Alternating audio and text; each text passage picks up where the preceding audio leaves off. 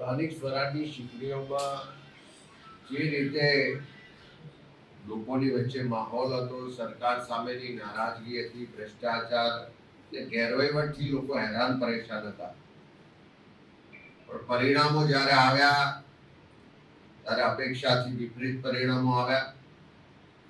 અને સ્થાનિક સ્તરે જે સંગઠન સૃજન અભિયાનના માધ્યમથી સંગઠનની નિમણૂક કરવામાં આવી, ત્યાર પછી ઉમેદવારોની તમામ પસંદગીની પ્રક્રિયા પણ સ્થાનિક સ્તરે કરવામાં આવી. આજે પરિણામોની સમીક્ષા માટે અમે ઝોન વાઇઝ આજથી મીટિંગો, સમીક્ષા બેઠકો શરૂઆત કરી છે.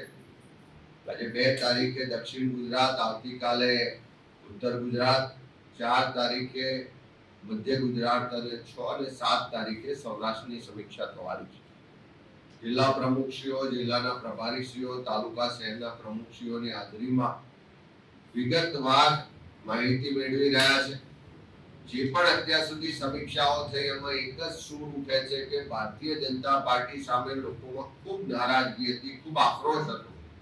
પણ સામ દામ દંડ ભેદની નીતિથી પોલીસ અને પ્રશાસનનો ખૂબ જ દુરુપયોગ કરી પૈસા અને બીજી જે સરકારી મશીનરી છે એનો દુરુપયોગ કરીને ચૂંટણીઓમાં પરિણામ લાવવામાં આવ્યા છે.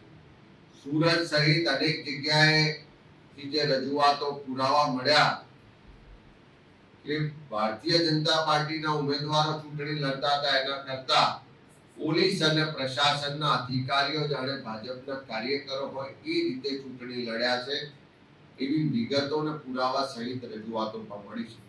આ ચારેય ઝોનની સમીક્ષા કરવામાં આવશે. ચારેય ઝોનમાં જે મત મળ્યા છે એનું એનાલિસિસ પણ કરવામાં આવશે.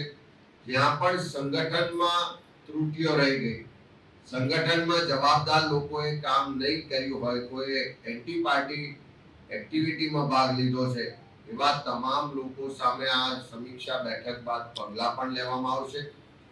સંગઠનમાં પણ ફેરફાર થશે. સાથે સાથે અનેક જગ્યાએ જે ખોટી પ્રેક્ટિસ કરીને ભારતીય જનતા પાર્ટીના ઉમેદવારો જીત્યા છે એને પણ ખુલ્લા પાડીશું.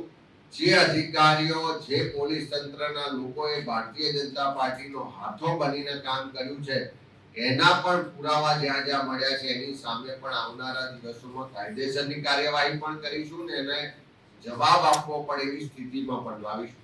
ઓવરઓલ આ સમીક્ષા બેઠક બાદ નવેસરથી દરેક જિલ્લામાં જઈ ઉમેદવારો સાથે, કાર્યકરો સાથે વિસ્તૃત સંવાદ કરવામાં આવશે અને 2027ના મિશન સાથે જમીન પરથી સંગઠનને મજબૂત કરી ફરીથી લોકો વચ્ચે જવાના કાર્યક્રમો સાથે કોંગ્રેસ પાર્ટીના અમારું નેતૃત્વ કાર્યકરો આગળ વધશે.